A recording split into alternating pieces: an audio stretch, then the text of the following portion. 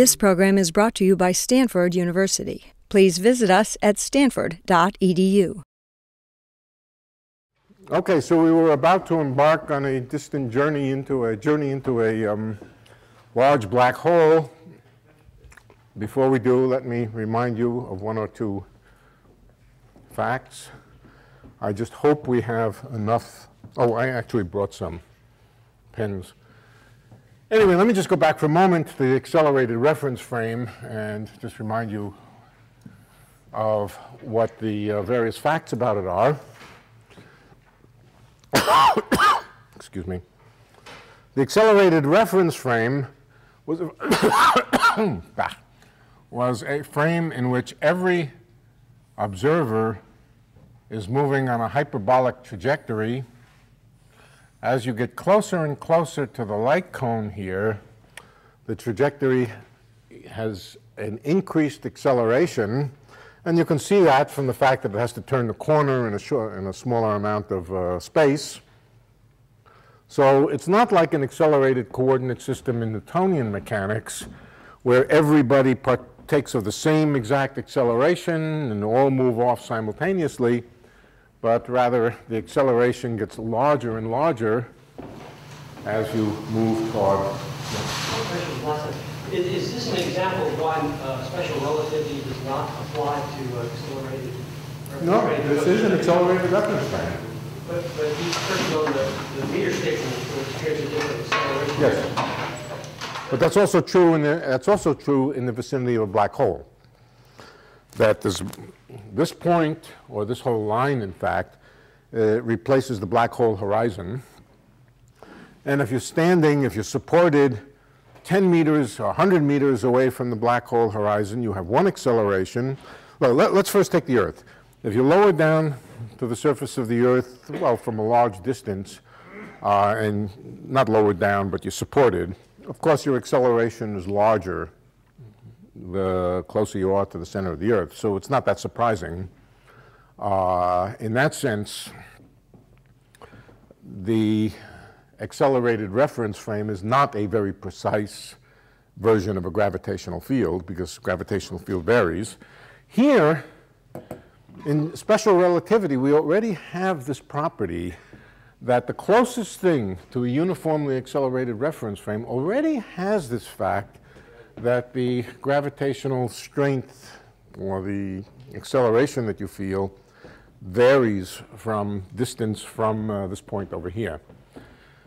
Okay, we also discussed, these are the different observers. They could be characterized by a coordinate r, which, at least along here, just represents how far they are from the origin of coordinates over here, characterized by an r. And they're also characterized by a hyperbolic angle. The hyperbolic angle, did I call it omega last time? What did I call it? Omega. Such that if you want the precise relationship with the original coordinates on the blackboard, let's call them x and t, then to make the relationship precise, x is equal to r times the hyperbolic cosine of the hyperbolic angle omega, and t is equal to r times the hyperbolic sine of omega. Very, very much like polar coordinates, in which x and y, completely different system now, but just by analogy, I don't use x and t, just x and y. We would write that a point is given by an r, and not an omega, but a theta. I use omega for hyperbolic angle, but it's a kind of angle. It doesn't go from 0 to 2 pi, it doesn't go from 0 to 2 pi, it goes from minus infinity to infinity. And it's a time-like variable. It's obviously moving more in a time direction than it is in a space direction. And it's some sort of time along these trajectories. But the analog here would just be x equals r cosine theta, ordinary cosine, not hyperbolic, and y equals r sine of theta.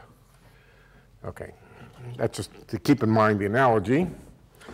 And if we work out, well, first let's write the metric in polar coordinates. The ordinary metric, the x squared plus the y squared, just becomes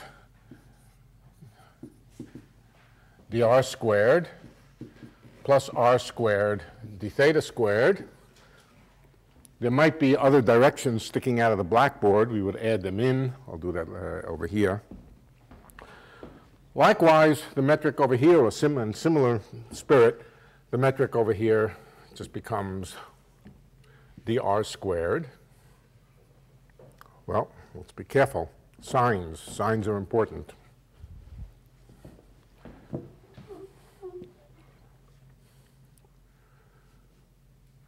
Dr squared with a minus sign. This is proper time, d tau squared, and we have r squared d omega squared, which is the analog of the r squared d theta squared term here. Omega is like time, so it comes in with a plus sign here.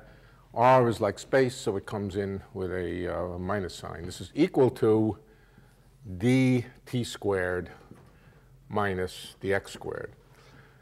Now, if there happen to be, and of course there are, additional coordinates, the additional coordinates can be thought of as coming out of the blackboard. What would those additional coordinates be? Let's call them just y and z. Then we would also write minus dy squared minus dz squared. And we do the same thing here. So it's mainly r and omega, which are the new things, and they're kind of hyperbolic polar coordinates. Lines of constant omega, which mean lines of constant time in the accelerated coordinate system, look like this. This is omega equals 0, for example. We also can have negative omega. Omega equals 1, omega equals 2, omega equals 3, omega equals 4, dot, dot, dot, dot. And omega equals infinity, the end of time from the point of view of the accelerated reference frame, is just this light cone here, which is x equals t. X equals t, of course, means x equals ct if I were to put back the speeds of light. And so this is just a motion of a light ray. Okay, that was the hyperbolic polar coordinates. We also pointed out that anybody who finds himself back here cannot send a message out to the observers who are out here. Of course, an observer out here can jump in, can just let go of whatever the accelerating mechanism is, let go and fall into here, in which case he can make contact. But if he stays outside, which means if he stays on these hyperbolic trajectories, but in particular stays, does not cross this line, then let's give them names. This is Alice over here. Alice, who falls through the horizon, and Bob, well, Bob over here, who continues to accelerate. After a point, Bob cannot see Alice anymore. No, that's not quite true. Bob looks back. Let's ask what Bob sees. What does see mean? See means to look with light. Bob can see everything backward along his own trajectory, can see everything backward along light-like directions, and it takes an infinite amount of Bob's time, omega goes to infinity, before he's in a position to actually see Alice right at that light cone there. So from Bob's perspective, he sees Alice asymptotically approaching this line. We might as well call it the horizon. It would be improper to call it a black hole horizon. There's no black hole here. Sometimes it's called an acceleration horizon or a Rindler horizon. So Bob sees Alice asymptotically approach the Rindler horizon. Relative to Bob, Alice is moving faster and faster, particularly as it's Bob who's doing the moving from our point of view, but Bob is moving outward with an enormous velocity. That means that he sees Alice moving with a large velocity. What happens when you have somebody with a large velocity? They get Lorentz contracted. So Bob will see Alice getting thinner and thinner in the vertical direction, not in the horizontal direction, and as she gets sort of squeezed onto the horizon, but Alice doesn't see anything out of the ordinary. She just goes right through. All right, so that was a setup which was intended, yeah. So will Bob see Alice's time seem to slow down? Well, will Bob see Alice? Yes, Bob will see Alice's time slow down. What will Alice see? Yeah, she just looks back and she sees somebody scooting along an accelerated trajectory. Okay, keep in mind there's some asymmetry here when you talk about what Bob sees and what Alice sees. Let's draw the diagram again. There's some asymmetry. The question is where the asymmetry comes from, but let's see what the asymmetry is. Okay, so here's Bob, here's Alice, and for Bob to see Alice, he has to look backward along light-like directions like that. He looks backward. We all look backward. I mean, when backward in time. We can never see anything at the same moment that we're looking. We see things in the past. He looks back and he sees Alice at that point. A little bit later, he sees Alice at that point. A little bit later, he sees Alice at that point, and so forth. Alice looks at Bob. She doesn't look in this direction. She looks back this way. And she never sees Bob disappear. In fact, she just sees Bob accelerating away from her. This means she does see Bob's motions slow down because Bob is moving away from her, but if something moves away from you, they seem to slow down. But Alice, in this picture, never sees Bob disappear or anything else.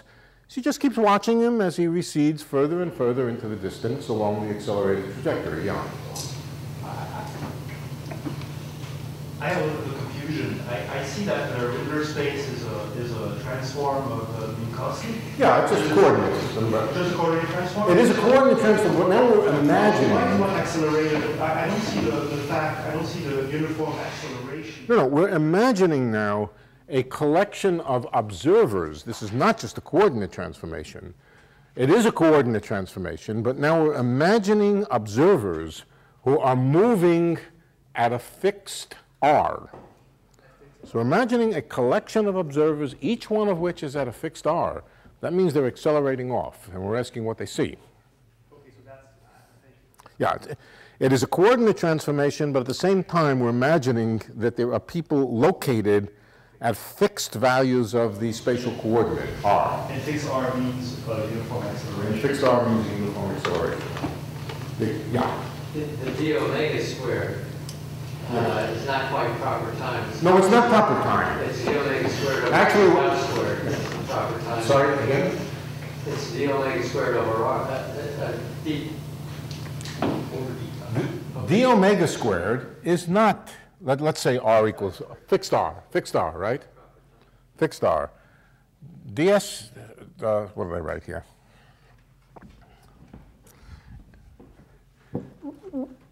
d tau along one of these trajectories, dr is 0, dx and dy is 0, so along one of the trajectories, d tau is just equal to r d omega. r is fixed. And r is fixed. But the rate of proper time relative to the rate of omega differs from r to r, from one r to another. Okay? So if you had exactly the same kind of clock over here as over here as over here as over here, namely clocks which tick off proper time, they would not be ticking off omega. If you want clocks which tick off omega, then those clocks have to have different rates of reading off proper time. Okay? But that's just a question of coordinates. You can imagine clocks which are built to tick off omega. You'd have to have them built differently at each point here, but so let it be. For example, the proper time between here and here is longer than the proper time between here and here. Okay? So if we wanted clocks which read off omega, they would have to run at a different rate. Each one run at a different rate. Yeah. Suppose you had an observer who was going along one of those paths, one of those trajectories, only their real x component would be displaced. And the real, I guess. Okay. And don't use the word real. Well, I don't know how to put the that. x coordinate. The x coordinate, but it's not. It doesn't change as r. I'm just trying to put him at a different point in space, but with the same trajectory. In other words, oh, you want to put another trajectory, but at a different point of space? Yes. But which happens to have the same shape. Yes. Rather than right. Same acceleration. So you have. Yeah. Okay. Good. Now, I have heard someone argue that they have different gravitational potential because of the fact that one has the displaced r value. Remember, the gravitational potential is not an invariant thing. You can add a constant to the gravitational potential. It doesn't change anything. You could ask whether they feel different force on the bottoms of their feet. They don't. They feel exactly the same force on the bottoms of their feet. If they're being supported by... So they don't see each other moving one direction or another? No. They don't stay the same distance apart from each other in their own frames of reference. Since they're parallel trajectories, let's draw them. They correspond to shifting the origin by drawing the same curve. Okay. Now, in the original coordinates, this distance is equal to this distance, is equal to this distance, is equal to this distance. Just by, all we've done is translated the hyperbola. But in their own reckoning, they don't measure distance along here. Well, at this point, he does measure it. But here... If all of these observers are maintaining constant relative distance to one another... Each in their own frame of reference sees the one ahead of him always being the same distance away. Right. Not true here because of Lorentz contraction. Right. So you could call this an accelerated coordinate system in which you just displaced each one by the same amount. But it would have the property that an observer moving along here would see the guy in front of him receding away and not staying the same distance. Wouldn't that receding or... opposite direction as well? What's that? Wouldn't the other observer also see the other, isn't it just... Well, you got to figure it out. I'm not sure what each one sees. But whatever they see, the distance that this person over here sees to him, see is perhaps the wrong word. The distance that would be measured by a measuring rod along here would not be the same as the distance along a measuring rod along here, where this line here was chosen to be the space-like surface for a moving observer over here. Would not be the same. So I believe he would see him recede, but it's something we got to figure out. Right. The properties of what each one sees would depend on time in particular, so it wouldn't be a static description from the point of view of the accelerated reference frame. Okay, so that's good. Now let me write down I think I did write down the Schwarzschild black hole metric last time, did I not? And the main thing I want to do today is to show you the connection between this and the Schwarzschild metric. Once you know that connection between that picture and the Schwarzschild, then there are many, many questions that you can answer simply by thinking of the corresponding question here. Okay, so let's write down the Schwarzschild metric, which looks entirely different.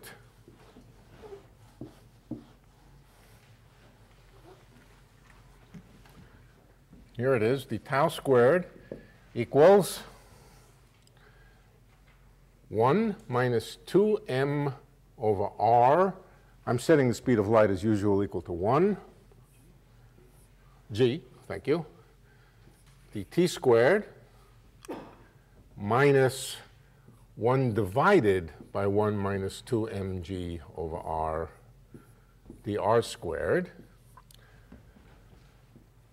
plus r squared, not plus, minus r squared times the metric of a two-dimensional unit sphere. Why? This is what we're using basically is spherical polar coordinates. Ordinary spherical polar coordinates just wouldn't have these mg's here. It would be dt squared minus dr squared minus r squared times, I think I called it last time, the omega squared. And the omega squared is d theta squared, or is it d phi squared? D phi squared, I guess, plus either cosine or sine, depending on where you measure the angle from, sine phi squared, d theta squared, where theta and phi, just looking around you, and there's a polar angle and an azimuthal angle. That is the metric of the Schwarzschild black hole. That's all there is to it. And analyzing this, taking apart and understanding it will teach you about as much about black holes as, well, it'll teach you a lot about black holes. Okay, incidentally, just to remind you, this is also the metric of the Earth's gravitational field, but only out beyond the surface of the Earth. In other words, this is the solution, the general solution of the problem of a spherically symmetric distribution of mass outside of the place where that mass is. In other words, for r larger than the boundaries of the chunk of material. As we take the object smaller and smaller and smaller, eventually it tends to be this everywheres.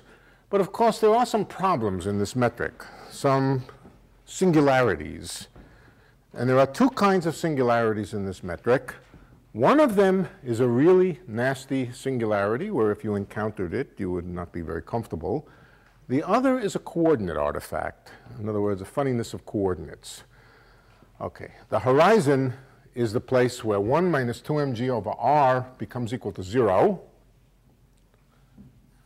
2mg equals r, that's the horizon.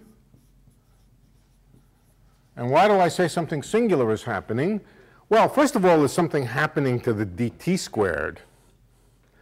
Notice that if you're sitting right at r equals 2mg, then the proper time and the ordinary Schwarzschild time, this is called Schwarzschild time, have an infinite ratio of the rate at which they run.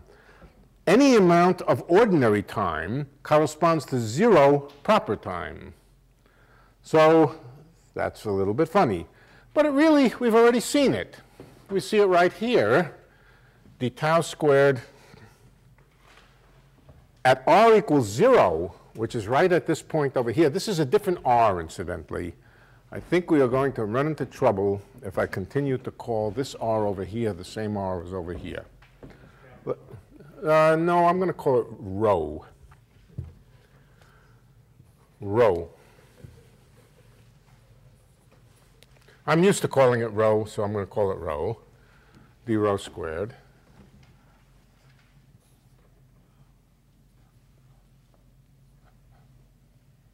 Rho. Of course, it's bound to happen that we'll get into these kind of conflicts of notation.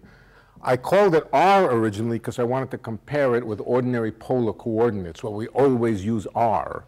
On the other hand, that r, we will see, is not quite the same as this r. It's related to it, but it's a little different.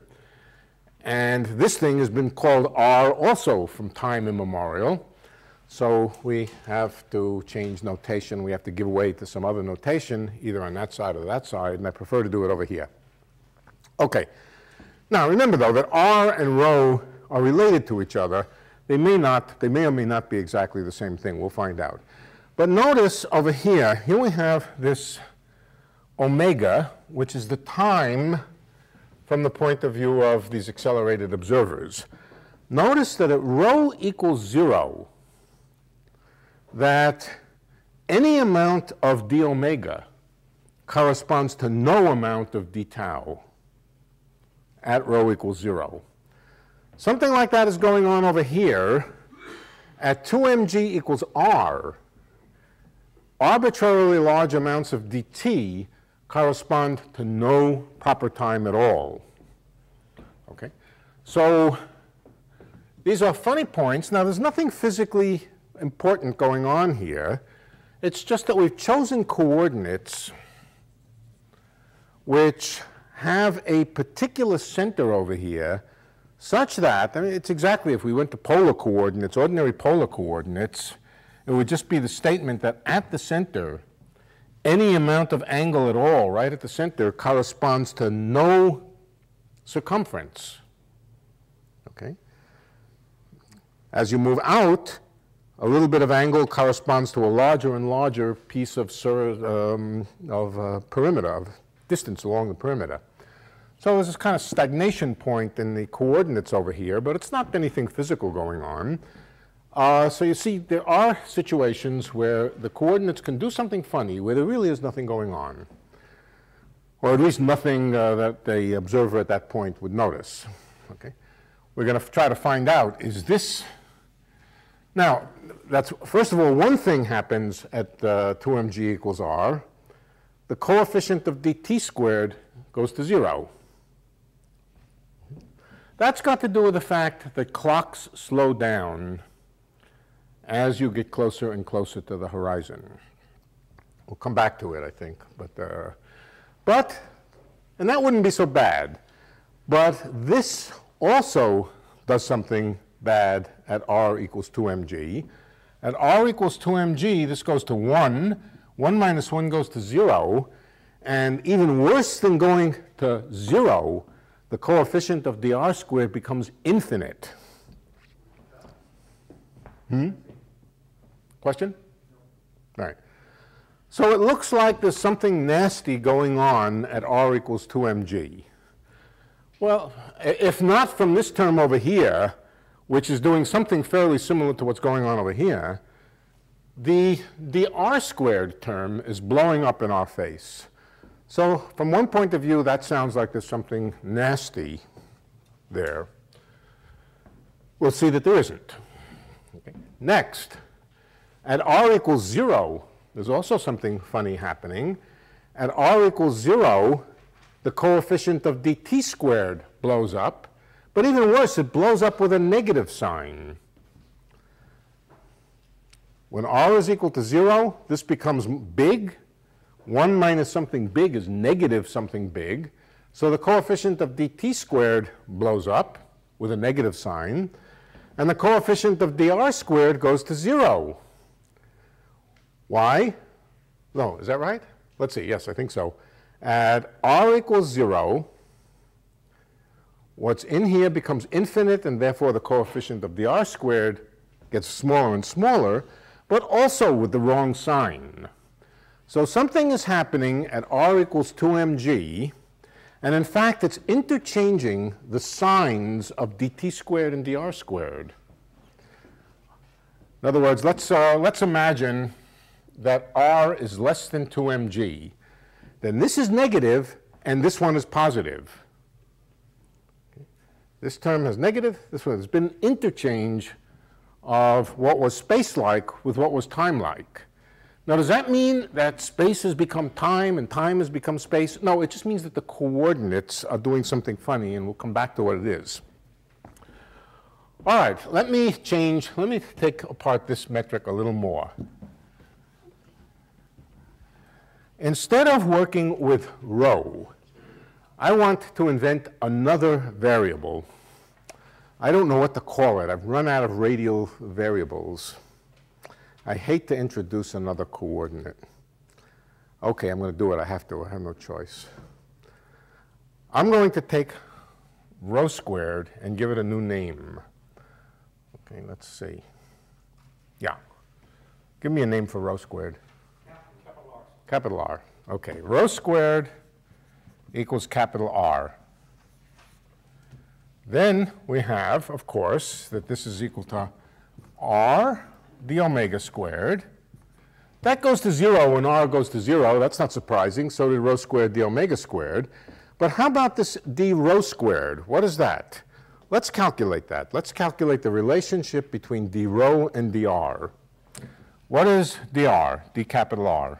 D capital R is equal to twice rho d rho, right? Okay. Let's divide that. And notice that d rho is dr over twice rho. Now let's put in d rho squared. D rho squared is minus dr squared divided by, in this case, it happens that there's a 4 there. The 4 is not the interesting thing. We could get rid of the 4 by a trick. But with rho squared in the denominator, right? Everybody see what I did? I just wrote d rho is equal to dr divided by 2 rho, and I stuck it into there. What is rho squared? Rho squared is r.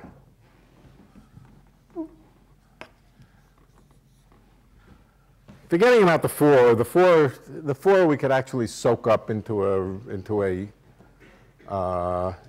a change of units of r. I simply actually chose the wrong definition. I should have put a 1/2 in here or something. Would have gotten rid of this 4. But there it is. Let's look at this metric. This now has the omega squared term goes to 0, just like this one does, at r equals 0. At r equals 0, it has the same property as this, namely something goes to 0. On the other hand, look what's happening over here. Also at r equals 0, the coefficient of the dr squared term is getting infinite. What was in the numerator here appears in the denominator here. What's in the numerator here appears in the denominator over here. There's nothing pathological in the space-time over here. I've just used some pathological coordinates which have the property that the metric has, in terms of the time component, it has something which goes to 0 at r equals 0, and in terms of the space component, it has something which goes to infinity. There's something, shall I slow down here? Okay, everybody with me? All right. So we see in itself, there's nothing pathological in the space just because a coefficient here goes to 0 and a coefficient here goes to infinity in the same way. As I said, the relative 4 which appears here is not an important issue. Now, there's something else. If we looked at this metric here, and we thought of r as our coordinate, notice what happens when r goes from positive to negative. When r goes from positive to negative, this term becomes negative, and this term becomes positive.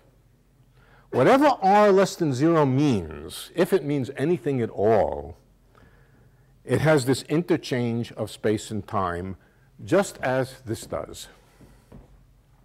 just as this does. So the question is, can we understand what r less than 0? R is rho squared. How can rho squared be less than 0? Okay. The point is, rho squared less than 0 is up in here. Let's see if we can understand why that is.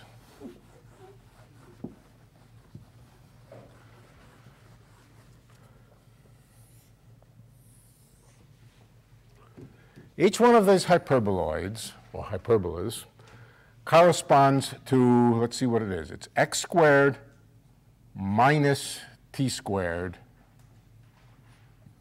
equals rho squared. Each one of these hyperbolas corresponds to a different value of rho. And precisely the same way as for a circle, we would have x squared plus y squared equals rho squared. Here we have x squared minus t squared equals rho squared, which happens to be what I called r.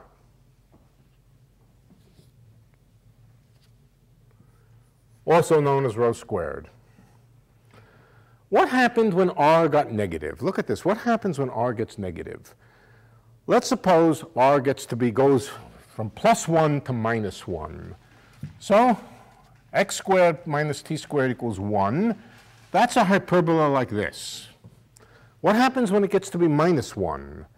Then it becomes x squared minus t squared equals -1, or t squared minus x squared equals 1.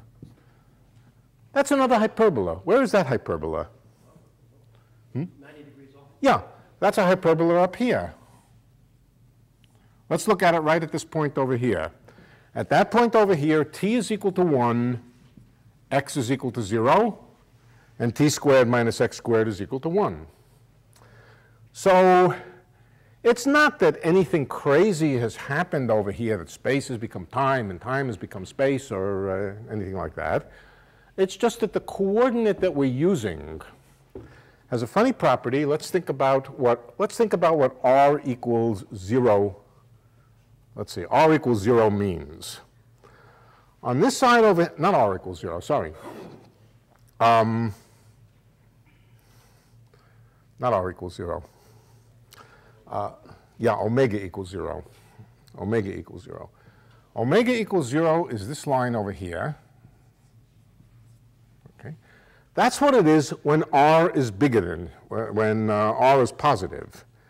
When r is negative, it just becomes this line here. So it's crazy coordinates in which what we're calling time makes a right-angle turn over here. All right. Here's omega equals 1. Omega equals 1 looks like that, and then when it gets to this point, it makes a turn and it goes over here. So the main point here is that coordinates, if they're chosen in some funny way, can make it look like something very dramatic is happening at a point, when in fact there's nothing dramatic happening over there. It's just that we've chosen coordinates that do funny things. Okay, how do we actually go from, how do we actually go from this metric? Is there some approximation in which it is just this metric over here? Can we see some approximation in which these two things are the same?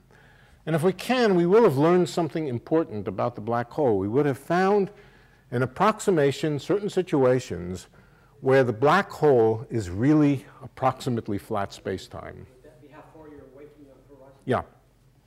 Yes, that's right. Right. Okay. So let's take this metric and fiddle with it a little bit. We're going to be interested in it very near the horizon. We're going to try to analyze it very near the horizon. Near r equals 2mg. Let's rewrite this. This is r minus 2mg over r times dt squared minus the r squared divided by, or multiplied by r divided by r minus 2mg. I've done nothing. Forget the r squared. No, we'll do something with the r squared, the omega squared in a minute. All I've done was write 1 minus 2mg over r as r minus 2mg over r. That's nothing at all. And now I'm interested in the vicinity of the horizon, r very close to 2mg. Well, I can't set r equals to 2mg over here. That's too extreme. I do want to keep track of the fact that we're not right at the horizon. But on the other hand, the r over here, there I can set it equal to 2mg near the horizon. This doesn't, as I move near the horizon, a little closer, a little further, r doesn't change very much. Let's suppose r is a kilometer, and I move in and out, capital R Schwarzschild. Supposing the Schwarzschild radius, 2mg, is a kilometer, and I move in and out by a millimeter. What happens to r? Well, it changes from a kilometer to a kilometer plus a millimeter, a negligible change in r. All right, so I might as well over here just write that r is equal to 2mg, and that's a good approximation. I don't want to do it in the numerator, because although r doesn't change very much, percentage-wise, r minus 2mg does change a lot when I go from r from near the horizon. It can actually change sign. So I don't want to muddle with this, but in the denominator, not much happens when I change r a little bit near the horizon. Likewise over here, 2mg. That's a good approximation to the metric very near the horizon. Notice it still has the property that it goes to 0 when r goes to 2mg, and this one goes to 0 in the denominator when r goes to 2mg. And I've made a small approximation near the horizon. Now let's see what's going on over here. Minus r squared. Again, what we have is, yeah, we move in a little bit closer or a little bit further from the horizon. R squared doesn't change very much. It changes from a kilometer squared to a kilometer plus a millimeter squared. It doesn't change much. And so very, very close to the horizon, we might as well call this also 2mg squared d omega squared. Okay. We'll come back to this over here. This is what we're doing. Let me tell you what we're doing. Here's the horizon of the black hole, r equals 2mg. We're interested in the neighborhood of a point near the horizon. I'm interested in what somebody sees who moves in and out. Well, if they move in, they don't move out again. But if they're moving a little bit near the vicinity of this horizon, and they simply want to blow this up. They want to blow it up, look at it under a microscope, and see what the horizon looks like. Okay? So, apart from the pieces here where we have to keep the difference between r and 2mg, we've simply set r equal to 2mg. Now, what's going on over here? What is d omega squared if I look only in the immediate vicinity of this point? If I look only in the immediate vicinity of this point, it's like looking at the immediate vicinity of a point on a sphere. A point on a sphere, in the immediate vicinity of a point on a big sphere, just looks like a flat plane, right? This, whatever it is, it's a sphere of radius 2mg. That's what it is. It's a sphere of radius 2mg as I move around on here. But a sphere of radius 2mg, it doesn't matter how big the sphere is, as long as it's big enough, when I move around on it, all I see is a flat plane. So I can actually replace this by a flat plane. It's just a tangent plane to the sphere. Just like we replaced the tangent plane to the Earth by flat space, the flat space approximation. It's not good for the entire horizon, but it's good for the neighborhood of the horizon. So actually we can replace this by dy squared plus dz squared. The two coordinates, this coordinate here, we call whatever, r. The other two coordinates I'm calling y and z, and this can just be called dy squared plus dz squared. Why? Because in the immediate vicinity of a point, it can be approximated by a plane. If we approximate it by a plane, it's just dy squared plus dz squared. So now we're getting there. We have the metric right at that point, in the immediate vicinity of that point. Here it is, r minus 2mg over 2mg.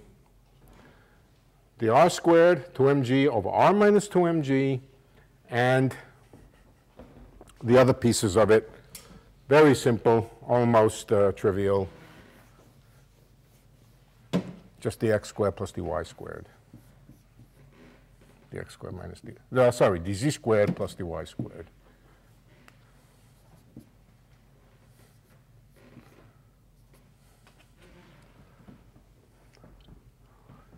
Now, I just want to emphasize, this is not the exact metric of the black hole. It is the metric of a piece of space very close to a particular point. What we're trying to find out is what is actually going on in a small neighborhood of that horizon. Is there something nasty and vicious because r is going to 2mg? Or is it more like this over here, where there was in fact nothing nasty or vicious going on? It was just a flat region of flat space time. Okay, so this has vague similarities with this. Something in the numerator, the same thing in the denominator. A factor of 4, which I wasn't very careful to, I could have defined, as I said, I could have defined things in a way to get rid of it. I didn't, so there it is. Okay, let's change coordinates again. Now, this whole game is a game of changing coordinates until you find coordinates where you recognize what's going on, where you recognize with some simplicity what's going on. I don't want to change to this capital R coordinate. This capital R coordinate was just a contrivance to show you that there are situations where a numerator of one thing can become will be the denominator of the other. When this goes to 0, this one goes to infinity. That was just a contrivance to make it look as much as possible like this. But I'm really more interested in the original polar coordinates here. Here's the original polar coordinates. And my claim is that by a smart change of variables, I can make this metric over here, these two pieces of it, look exactly the same as this, close to the horizon. All right. How can we do that? Well, the trick is to realize what rho is. Rho is the proper distance from this point over here. Spatial distance. It's the proper distance. How do I know it's the proper distance? D tau for move out along here. D omega is equal to 0 if I move horizontally. And d tau is just equal to minus, d tau squared is minus d rho squared. That's definition of proper distance along here. Okay.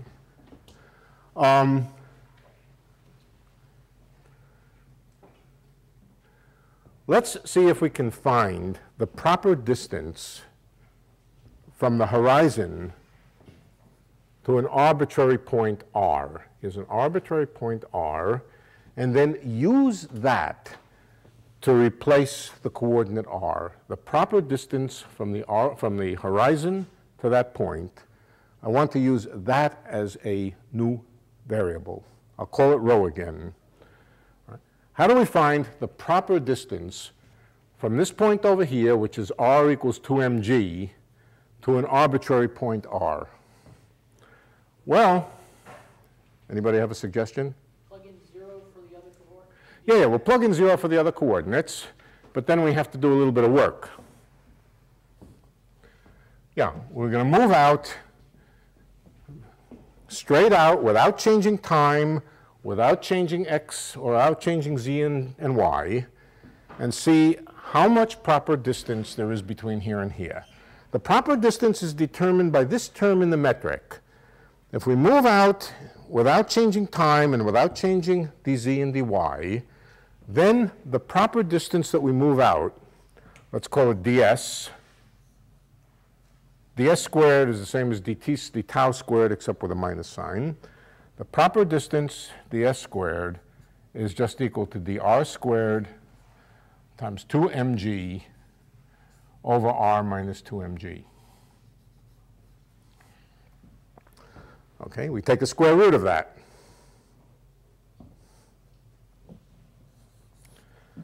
Now, how do we find the distance from this point to that point? We have to do an integral. The distance is the integral of this. Okay? This is the differential distance when you change r by a little bit. If we actually want the distance from r equals 2mg to an arbitrary point, we have to integrate. So let's call that integral rho. It's the proper distance to an arbitrary point, and it's the integral d rho square root of 2mg, that's a constant, that comes out, divided by r minus 2mg square root. Here we are. This is the proper distance. Where do we integrate from? We integrate, sorry, this is dr. We integrate from r equals 2mg to r. I'm going to stop for questions at this point because this is quite critical to understanding what's going on. But what's that upper limit again? that's just the point r. Okay, let's call this r prime, the integration variable. Right. Right. And we integrate from r equals 2mg to the moving point, or to the arbitrary point r. Right. R outside the horizon, to be specific. Okay, can anybody do it? Well, let's first of all just take the 2mg outside the integral. That's easy. That part is easy. Yes, there's a 2mg, of course. So we take out the 2mg in the numerator here, and we have an integral to do. It's a square root integral. It's a simple square root integral. It's 1 over square root of something. And what's the integral of 1 over square root? Yeah, who can do 1 over square root? X to the minus 1/2 integrated. What is that? It's x to the 3/2, sorry, x to the plus 1/2, and then a 2. Yeah, 2, right? The integral of x to the minus 1/2 is twice x to the 1/2. How do I prove that? I differentiate this. I get x to the minus 1/2, and 1/2 times 2 is 1. Good. Okay. So here we are. Rho, the distance between the horizon and a point r, is given by You lost the square root of the 2mg. did I lose a? I think I did. You're absolutely right. Right, we have to take the square root of this whole thing. Good, thank you. There's a square root of 2mg that was in the numerator, and then a square root of r prime minus 2mg in the denominator. The square root came from taking the square root of ds squared, the r square root, square root.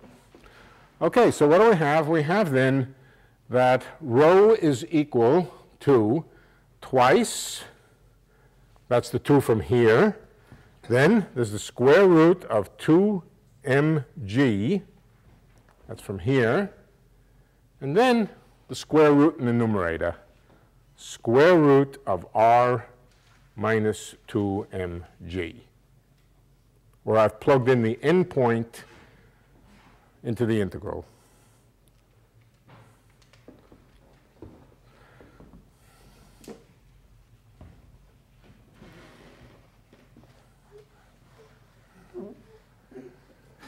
That's rho. Again, what is it? It's the proper distance from the horizon to an arbitrary point at distance r.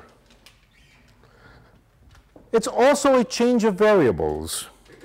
It's also a change of variables where I have now imagined a change of variables which I substitute for the variable r, the Schwarzschild coordinate r, I substitute the coordinate rho. Notice there's a square root. Let's see, did we have, if you remember, r was equal to rho squared. Again, there was a variable over here which was related to a variable over here by a square root. Rho is equal to the square root of r. Here we have rho related to the square root of r minus 2mg. So they do look similar. Okay, let's rewrite the metric. Let's rewrite the metric. It's a bit of a nuisance. It's not very hard. I'm taking you through all the steps. I could just write down the answer, but I want to take you through the steps. Here we are, new coordinate. Coordinate transformation to proper distance, which is just equal to square root of 8mg. I got the 8 by bringing the 2 inside, times square root of r minus 2mg. That's the proper distance from the horizon. And all we have to do now to rewrite the metric is well, we have to figure out what it is. First of all, rho over 8mg is r minus 2mg, is square root of r minus 2mg. So let's square it. Sorry, square root, right? That's rho divided by square root of 8mg is equal to the square root of what's on this side. Okay. Let's square it. Rho squared divided by 8mg is equal to r minus 2mg. Well, that's convenient because we have r minus 2mg all over the place in this metric here. So it's convenient that we know what r minus 2mg is. Let's now rewrite the metric. First of all, there's this term. I realize that this is a tedious thing to sit through. You don't need to sit through it. You can do it yourself, but let's do it together. All right, here we are, r minus 2mg over 2mg. Well, here it is. R minus 2mg is rho squared over 8mg. Then I believe there's another 2mg down squares. That makes that 16 m squared g squared, right? Times what? Times dt squared, right? Now what about this monstrosity over here? Anybody? There's a quick answer to this, a really quick answer to it. What it is in terms of rho.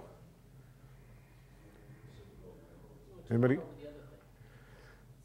Yeah, but then we'd have to also convert d rho, dr to d rho. All right. What was the definition of rho? No, the definition was the proper distance from the horizon. If rho is the proper distance from the horizon, then this is just d rho squared. It is the proper distance from the horizon. The way we got rho was basically writing that d rho squared is dr squared over 2mg is just equal to this thing here. So we don't have any work to do to figure out the rho part of the metric. It is just d rho squared. It is the proper distance, minus good old dx, dz squared, and dy squared, which go along for the ride.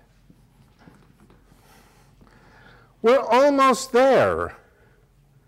What are we comparing this with? Let's go back. Where is my Rindler metric? My polar coordinate metric. My polar coordinate metric was rho squared d omega squared minus d rho squared. And if there were other coordinates coming out of the blackboard,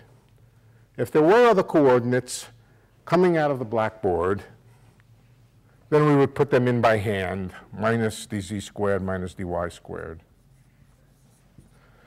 Is this the same as this? Not quite. What's the difference? 16 mg squared. Okay? But now there's a simple thing we can do. We can just make a change, another change of variables, namely, let d omega equal, or just let omega equal t over 4 mg. Omega squared is, well, let's just do d omega. D omega is equal to 1 over 4 mg dt. And guess what? D omega squared is just dt squared over 16 m squared g squared. So I just look at this and I say, oh my goodness, this is nothing but dt over 4 mg squared. And so all I have to do is change variables from t to omega. And this becomes rho squared d omega squared, blah, blah, blah, the same thing as this here. Okay, so let's just go through what I did again without actually doing it. I changed, well, the first thing I did was I approximated near the horizon. It's called the near horizon approximation. And it's not just the near horizon, it's near a specific point on the horizon. We substituted for 1 minus 2mg over r minus 2mg over r, and then said r is approximately equal to 2mg. So that just gave us a simple expression over here. Same thing upside down over here. And then this metric on the sphere was approximated by the tangent space, which just means it's the same operation as when I do on the surface of the Earth. I use x and y for a small patch. On a farmer's field, he doesn't need to keep track of the curvature of the Earth. He just needs x and y, or north and east, or whatever, and uses the flat space metric. Okay, that was the first step. Simplify this way. Next step was to compute the proper distance that corresponds, in other words, really simply stated, it was just setting dr squared over 2mg times r just equal to d rho squared, and figure out what rho is. Let's write it that way. Let's just think of it that way. dr square root of 2mg over r minus 2mg equals d rho. Definition of d rho. I took the square root of this, square root of this, square root of this. And then I integrated to find out that rho was nothing but, where is it? Here it is. That gave me a new coordinate rho, which simplified this term. The main point was it simplified this term. Why did it simplify it? Well, dr times this piece of stuff over here is just equal to d rho. So this just becomes d rho squared. This, on the other hand, was also not too complicated. It just turned out to be rho squared divided by 16 m squared g squared. Could you justify again, please, why d rho is dr? Why what? D rho equals dr. Who said d rho equals dr? Yeah. D rho squared equals dr squared. I didn't say that. D rho squared is equal to dr squared times 2mg over r minus 2mg. Yes, but over the other side here, you replace it with d rho squared. Say it again? Second term, right, top of the right hand. D rho squared, right there. Where you touch with the eraser. Yeah, but you didn't replace dr squared with that. No, I didn't. I replaced dr squared divided by this. Okay, look. Here we are. Let's go back one more step. Do it once more. Here we have this dr squared over 1 minus 2mg. Well, 2mg over r minus 2mg, okay? Whoever asked the question, are you happy with that? I didn't do anything, I just rewrote it. I'm setting that equal to d rho squared. Now you can't ask me why afterwards why d rho squared is equal to this, it just is. Okay? Definition of d rho squared. I take the square root of both sides and I integrate to find out that rho is equal to this. Now there's no question that this thing over here is equal to just d rho squared. It's the way it was defined. It was just a trick to redefine a coordinate to simplify this thing over here. That's all. You can always do it. You can always make a change of variables to change from dr to d rho, where by definition dr times this square root here is equal to d rho. Okay, so by the time we're finished, we get back to here. Well, that's pretty interesting. It tells us, what does it tell us? It tells us that the geometry, the near horizon geometry, very near this point, is really no different than the geometry of flat space-time in polar coordinates. You can't tell the difference very, very close to the horizon of a black hole. You can't tell the difference between flat space and the black hole, number one. Number two, this rho variable, which was proper distance from the horizon, and which enters into the metric in this form over here, is obviously close to the horizon, the same variable as the accelerated coordinate system uses to distinguish one observer from the other. Just the ray, or I don't know what to call it, the variable from one coordinate to another. So the horizon of the black hole, okay, the horizon of the black hole, and different observers stationed at different distances are just like the observers stationed at different distances in the accelerated reference frame. Why accelerated? Because gravity and acceleration are the same thing. If I station somebody over here near the horizon of the black hole, but stationary, I mean hold them there by a rope around their neck, they're going to be, if they're going to feel like they're being pulled, they're going to feel like they're being accelerated in that direction. The further out we are, the less the acceleration, the less stretching of the neck. Same thing here. To keep somebody on one of these accelerated coordinate systems, you might imagine pulling them along by a rope around their neck. The closer they are to the horizon here, the harder you have to pull them. So it's exactly the same geometry. The near horizon geometry is the accelerated coordinate system geometry. Of course, all it is good old flat space-time, but the coordinates in this region here are not 10 after 9. No, I keep making a mistake. Right. Okay. It's time dilation near a black hole or something like that. It's going too fast.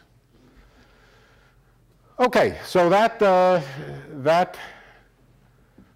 what does it tell us? It tells us that, as I said, repeated over and over again, the horizon of the black hole is not a singular place. Now, in particular, again, the fact that the relative sign change between here and here that makes it look like space becomes time and time becomes space, there's nothing really happening. What it corresponds to see what it corresponds to, we have to go back to that capital R coordinate, and I'll just remind you, the capital R coordinate, which was R equals rho squared, is that what it was? Yeah.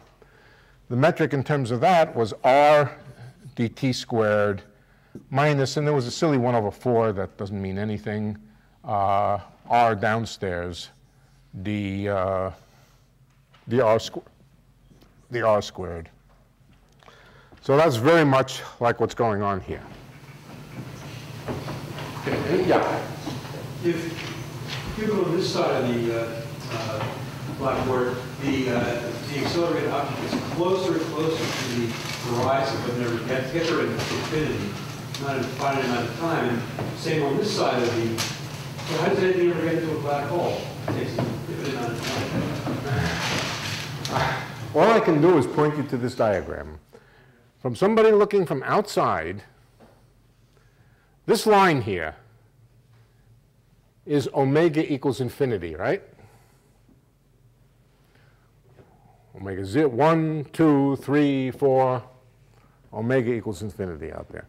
From the reckoning of the accelerated coordinate system, first of all, nothing passes the horizon until omega equals infinity. And furthermore, somebody watching, they can wait forever and ever. They go way out here. That's a long time in the future, according to this fellow here. He looks back and he still doesn't see anything having crossed the horizon. Here it is. Here's the horizon. He looks way back even after a very long time. He may be close to that horizon. He has not crossed it. He looks back and he sees poor Alice having not yet crossed the horizon. Now, exactly the same thing happens here. Exactly the same thing. And this is the picture to come to when you're all right, now there is a difference. There is a difference. The difference is far from the horizon. Far from the horizon, the metrics are quite different. Close to the horizon, it looks like good old flat space, but flat space in these strange accelerated coordinates. And strange, I mean they have a singularity over here. Time is this hyperbolic angle. But far away, when r is very large, this is small. 2mg over r is negligible. 2mg over r is negligible. And it just looks, again, like flat space, but flat space in which time is time and space r, with ordinary coordinates r and t.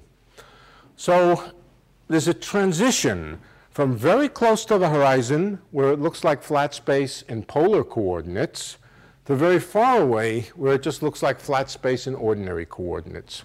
Far away, you would not be tempted to call t a hyperbolic angle. But close in to the horizon, t, or at least t over 4mg, where is it? T over 4mg, omega was t over 4mg.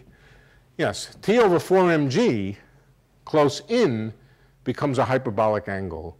So there's a characteristic difference in these coordinates close to the horizon and far from the horizon. I can give you well, I won't give you another analogy for it. It'll just get confusing. When any observer, no matter where they are, as something infalls towards the event horizon, doesn't matter how far or close it is, because it's continuous, no one will ever see it actually get to the event horizon. Nobody who stays outside the black hole. No matter how close you get. That's right. So unless you're at the event horizon or inside the event horizon, no one will ever see anything enter the black hole. So how can a black hole ever get larger? Because nothing ever goes into it. It gets larger by depositing its energy very, very close to the horizon and causing the horizon to grow a little bit. It's questionable whether you should distinguish the stuff which is very close to the horizon from the horizon itself. The horizon grows, not because anything goes into the black hole. Close enough that. It just merges with the horizon. And what is that distance? Can it be articulated? Yeah, it's the Planck distance. Does that relate to this, or doesn't? No. At some point, as you watch, imagine what happens as you watch something fall through the horizon. That something is sending out signals, all right? It's sending out radio signals, or sending out, no, let's say it's sending out light. Let's see if we can see what happens, what's observed from the outside. We can do it by drawings, or we can do it by equations. I prefer to do it by drawings. Why did you reject radio signals? What's that? Why did you give up on radio signals? Oh, because radio signals, I wanted to start with something shorter wavelength and then get to longer and longer wavelength. Radio, there's nothing longer than, I don't know any name for a thing longer than a radio signal. So if I want to start with something short wavelength, I'll start with, what did I say, optical light? Optical light, what comes after optical light? Infrared, after infrared is microwaves, after microwaves, and so forth. I wanted to have a range that I could talk about. Okay, so let's first, so here's Alice. Alice is going in, and she's sending out, in her own reference frame, she's got a little oscillating dipole, which is sending out light, a little atomic dipole, which is oscillating, and here are the oscillations. One oscillation per unit of proper time in some units, which is appropriate to the emission of light.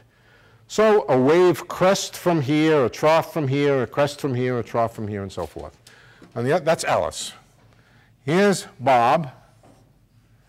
And Alice is sending out, I wish I had another color. I don't have another, let me see if I do have another color. No. And I'm not going to leave these psychologists my pins. Okay, so let's see what Bob sees. Bob sees a wave. The first wave hit him over here. The second wave hits him over here. The third wave hits him over here. The 25th wave hits him over here. How much proper time is there between the waves as they hit Bob? That gets drawn out longer and longer. One way to see it is just to say that Bob is receding and therefore a Doppler shift. From this point of view, there's no real difference between Doppler shift and gravitational redshift.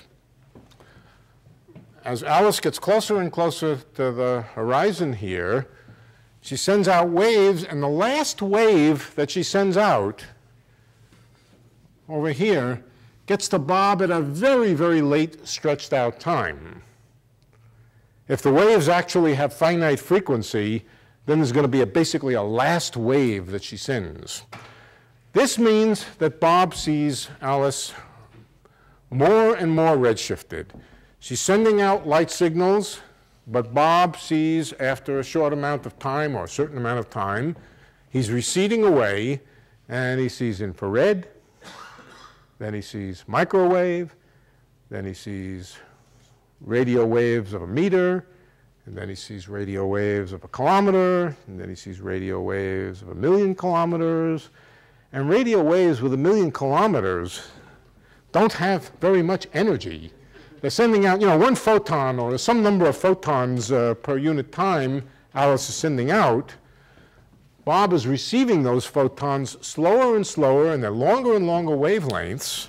So the energy that he's receiving is getting lower and lower.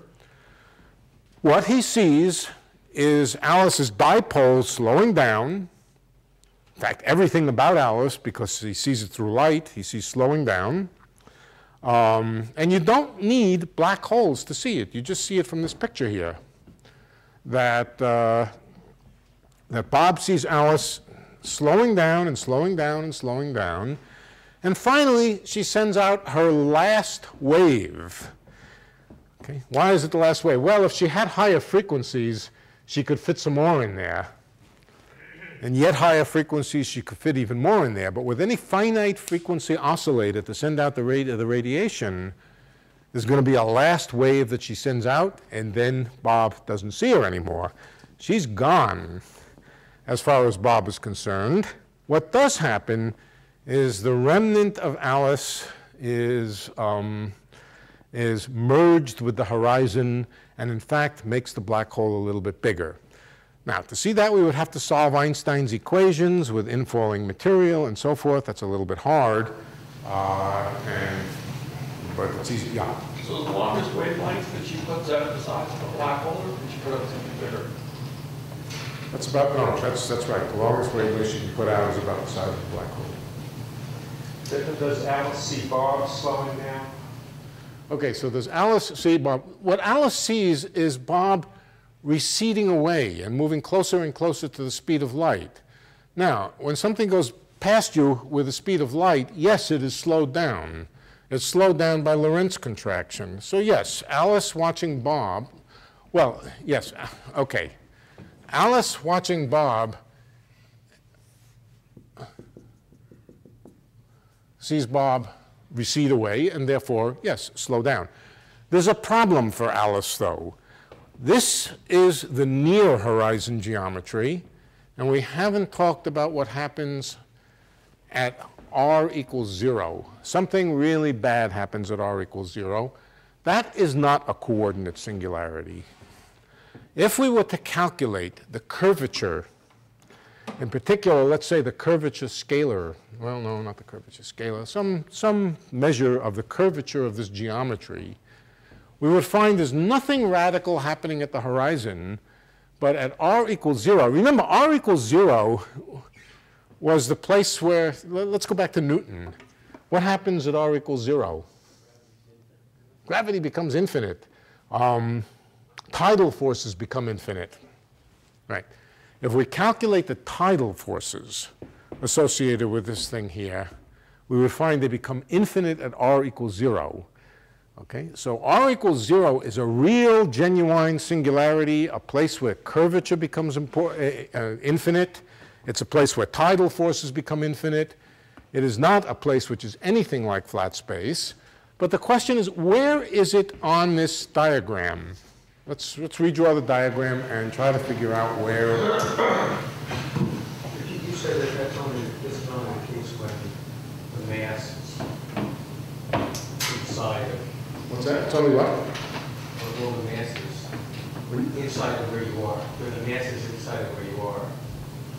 Yeah, but now we've had a complete gravitational collapse and things collapse to a point. Yeah. It's collapsed to a point. This mathematics doesn't know how anything is going to a black hole. No, don't tell that to Alice. But Alice isn't here. Right. Alice is. Yeah, no, she went right behind the black hole. I have a question. Alice has some friends. They're having a conversation.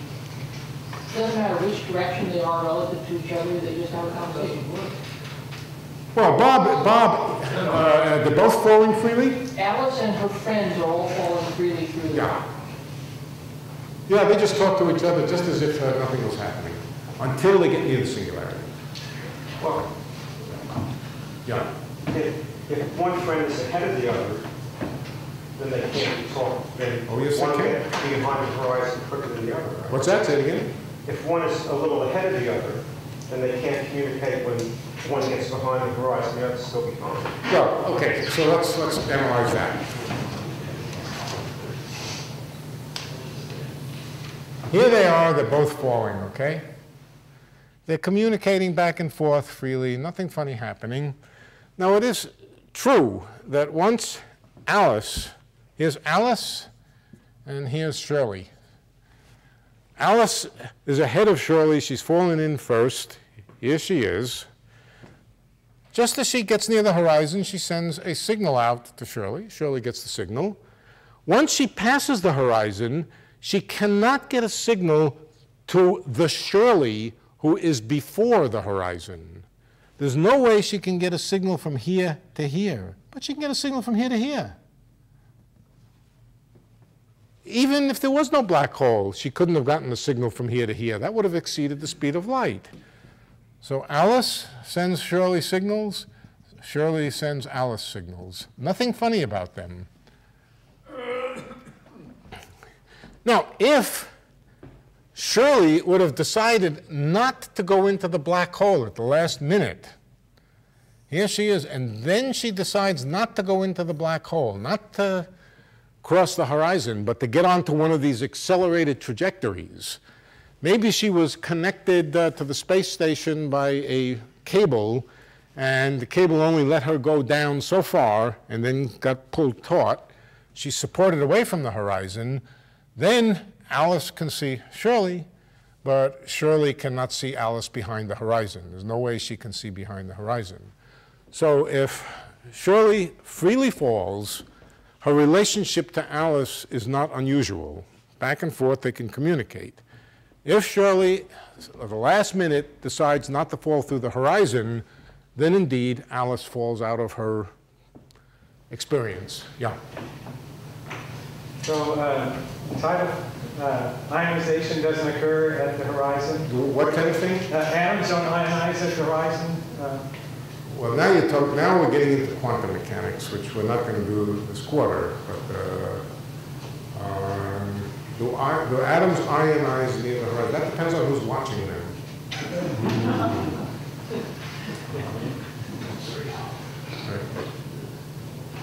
If an object is moving along these dy or dz, which means kind of moving right on that surface, would it continue moving there? Those get kind of orbit, right? No, it'll fall into the horizon. But if space is flat there, it should kind of keep being flat. Yeah, the problem is that these trajectories that move along here are going to be space-like. And why is that? Supposing we have a trajectory very close to the horizon, okay, that's moving with a dx, or sorry, a dy or a dz, okay? So let's see, so that means dy or dz is not equal to 0, right? But we're extremely close to the horizon, let's say practically at the horizon.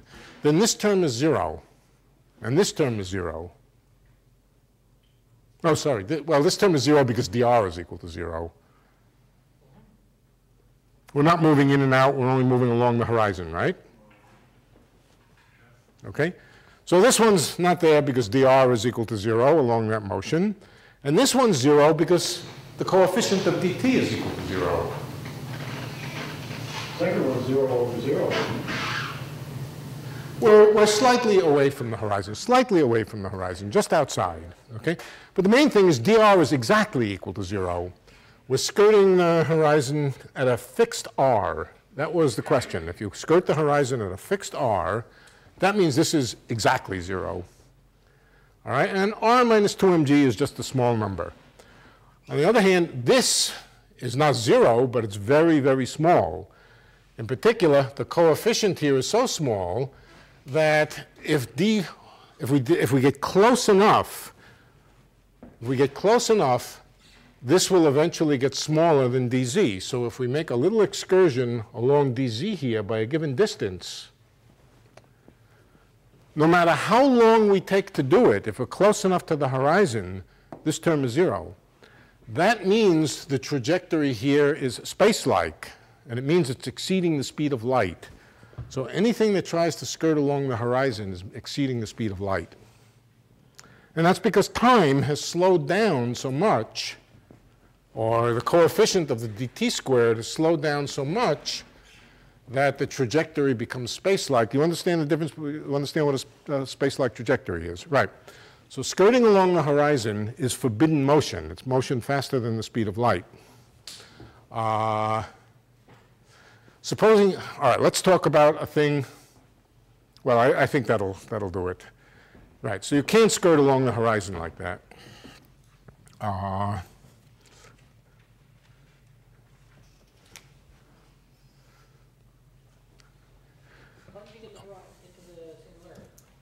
Let's get to the singularity now. The singularity is at r equals 0 here. Now, let's remember the connection. R equals 0, or r equals small. Let's take small values of r. For small values of r, that's where the interchange between positive and negative has taken place. Okay? For small values of r, we're in here. Small values of r don't correspond, fixed values of r don't correspond to time-like trajectories, trajectories of observers, but they correspond to space-like surfaces like this. Just to see what's going on, let's go back to this metric over here. Supposing r, if r is positive, then we're on the outside. If r is negative, we're on the inside. All right, so here's the inside, here's the outside. In this case, r being negative, it's different than little r being negative here. It's like r minus 2mg being negative. Big R is like r minus 2mg. All right. When big R changes sign, the hyperboloids x squared minus t squared equals r become hyperboloids like this. So fixed r outside corresponds to the motion of an accelerated observer. Inside, it corresponds to a kind of space-like surface. Another way to say it is fixed r inside the black hole is some time, not some place. It's a time and not a place, fixed r. Okay? Now, what about r equals 0? Well, r equals 0 is sort of like capital R equals negative. As I said, r minus 2mg is sort of like capital R. What does r equal something negative correspond to? It corresponds to a surface like this. So little r equals 0 is a surface like this. This is little r equals 0, like that. That's the singularity. And it's not a place so much as it is a time. Once you fall through here, notice, once you fall through here, you have no way of avoiding this singularity. The speed of light is 45-degree angles. You cannot move faster than the speed of light. When you're out here and you send a light ray in the outward direction, it might escape. If you send it in the inward direction, it might hit the singularity, will hit the singularity. If you're inside, it doesn't matter which direction you send the light ray in, you're going to hit the singularity. Yeah? If you're free falling, there's no reason for you to use these funny coordinates. Well, free falling just means you move in straight lines. You don't have to use any coordinates. Here's the geometry. The whole idea that the time and the x and t coordinates have switched is because of these funny coordinates. The coordinates are funny, but the geometry, this is the geometry. This picture doesn't require, let's take the r equals 0 away. That's it. That's the geometry. That's the geometry. That's what it looks like. I don't need to put any coordinates on it. That's what it looks like.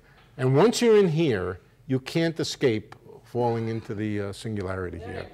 Yeah. The whole idea of time and space switching. Well, I keep telling you, time and space don't interchange. It's just you've drawn coordinate axes which make a right angle turn. Right, so basically everything is, other than, except for tidal effects, the free-falling observer doesn't... Nothing.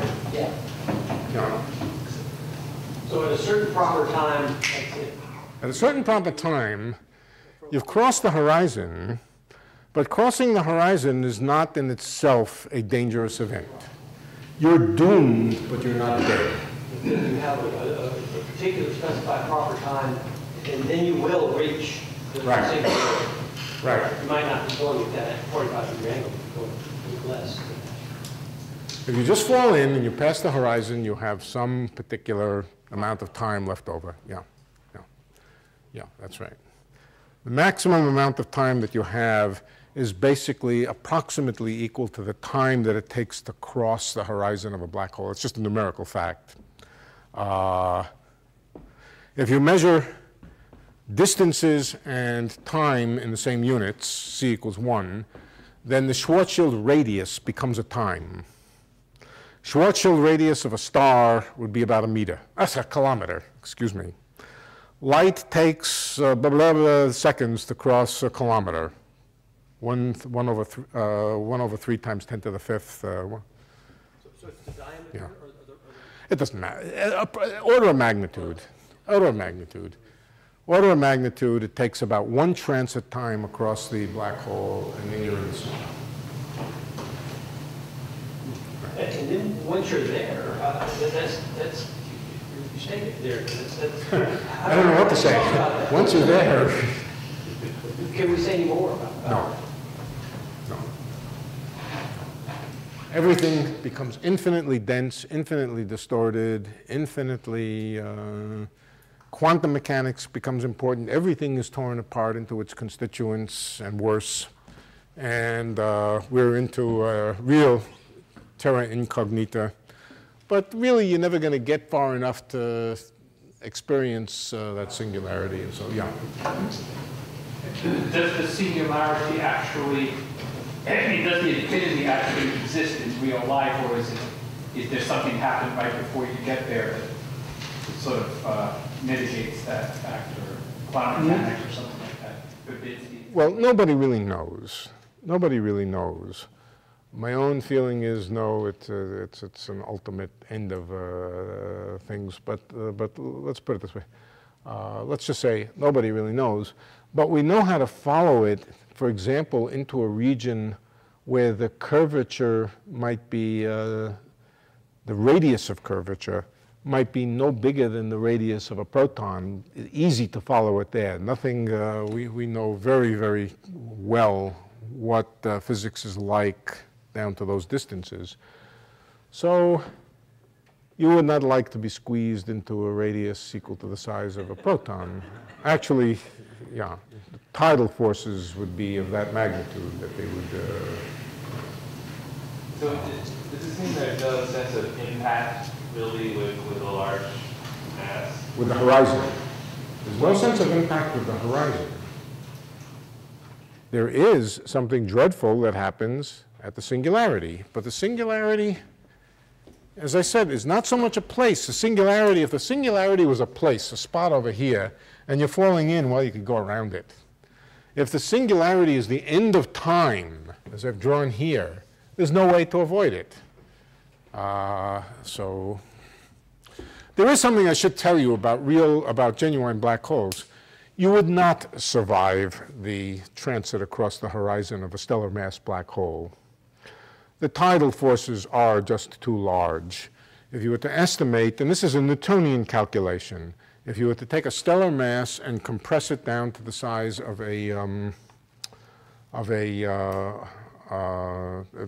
compress it to the size of a black hole, which would be about 1 kilometer, well, 1 kilometer doesn't seem very small. It seems like you could pass through it safely. But the tidal forces, just the gradient of the gravitational field would, squeeze you out like toothpaste through so that would be, it would be very dramatic going through the horizon of a, on the other hand, if you were as small as a paramecium, then the gravitational gradients across your body would be negligible, and you would fall right through the horizon without any trouble. Similarly, if we took a black hole which was, I don't know, 1 billion solar masses, the horizon is so big and so flat that the tidal forces are not very strong on your body at 1 billion solar masses. It's a little bit, how shall I say, a little bit counterintuitive. You might think the bigger the mass of the black hole, the worse it is to go through the horizon of the black hole, but that's not true. The point is that the bigger the mass of the black hole, the bigger the horizon, and the less curved and the less tidal forces, the less you would be squeezed going through the horizon. So if a black hole were 1 billion solar masses, you would go through the horizon pretty easily. I think I once estimated, I can't remember whether, let's see, 1 billion solar masses, so it's 1 billion kilometers. How long does it take to go 1 billion kilometers?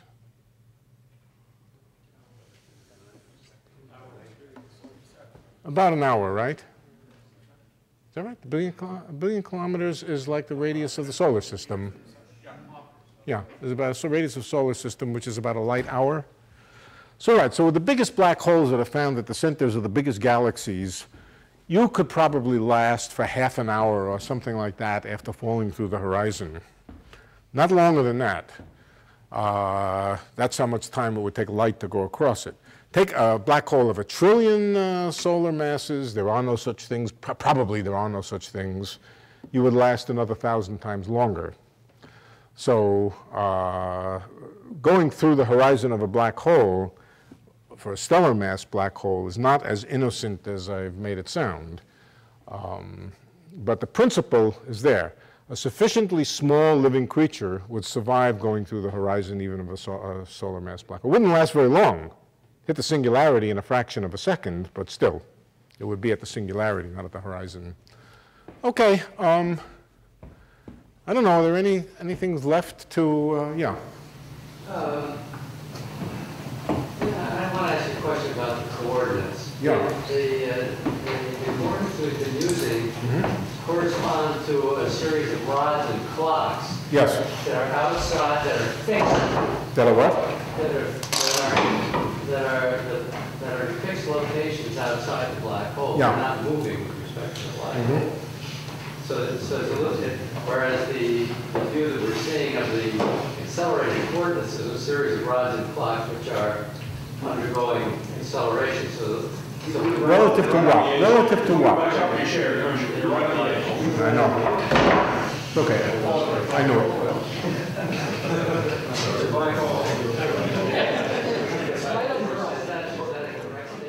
Accelerated relative to what? Yeah.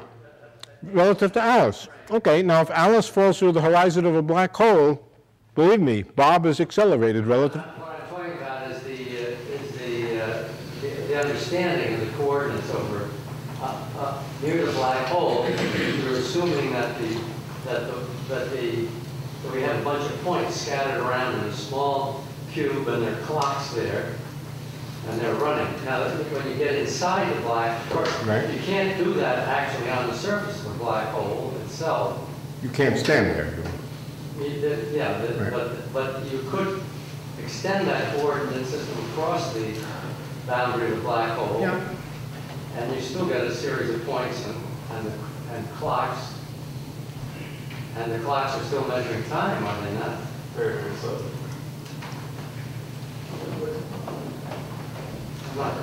The time relative to Alice and slows down. There's nothing to prevent you, in this picture over here, from using a set of coordinates and related to real clocks and rods, which look like that. All right? This is Alice's freely falling reference frame. I'd kind of like to draw that picture over here on this side. Okay, it's just a reference frame which freely falls through the horizon of a black hole. Okay, but the one we're talking about with the T's and R's is one which doesn't freely fall through a black hole. That's right. That's the one that looks like this. Yeah, in order to use it. And it looks like that outside the black hole. Right. And inside the black hole, if we just extend the coordinates, they look like this. okay. Right. So we can imagine a series of rods and frames which actually extend across. You can imagine, but they'd have to be falling. You cannot imagine anything standing still behind the horizon. Why not? That seems to be what the variables are predicating. Anything that's standing still, that means that a fixed R, a fixed little r. You can't move along one of those coordinates the way you were able to move along these coordinates because those coordinates are space-like. That's right. If you tried to make something at a fixed r here, it would be exceeding the speed of light. Something at a fixed r behind the horizon is exceeding the speed of light. But isn't that what the R refers to in that equation? Something which is exceeding the speed of light? Yes. Right, behind the horizon it's exceeding the speed. Yeah. So no, there can't be rods which go through here with these rods just standing still statically. They're going. So it's basically a notional coordinate system that you can't imagine actually constructing. Well, no. Well, you can imagine constructing it, But in here, the things that would measure r would be clocks. And the things which would measure, let's see, this was time. The time coordinate becomes a coordinate like that. So behind the horizon, but they're only coordinates. Keep in mind that they're rather arbitrary. We've just drawn some coordinates. Behind the horizon, if you wanted to measure r, you would use clocks. And if you wanted to measure t, you'd use meter sticks. All right? T flows along here. The same coordinate, same mathematical coordinate flows along here. You measure things in here with meter sticks.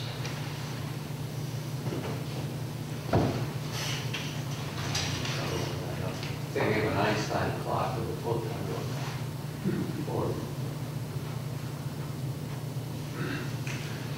Well, keep in mind, this is not a problem of general relativity. This is a problem of special relativity. This is just ordinary flat space-time, no gravitating objects, except as seen by an observer who is being pulled along at a constant acceleration. The one thing which is not there in that case would be that singularity. The singularity is really the gravitating object. Right. That's the real signal that there's tidal forces, for example. Can we go back to way back to where the metric comes from? This is very, it was a solution to Einstein's equation. Yeah. Starting from some distribution of energy, of mass. Yeah, that's right. Or, well, what distribution of mass does it start from? Any. Any as long as it's enclosed within here. So, right. All right, so we start with Einstein's equations. We make some assumptions. I'll tell you what assumptions. We first start with Einstein's equation. R mu minus 1/2 g mu equals 2 mu. Now, or with some 4 pi's and 8's and g's and this and that. Now, we're studying a region outside of a place where there is any energy distribution. And that means that we're studying the solutions to this equation, knowing full well that inside here there may be some material, but outside here, sorry, g mu r.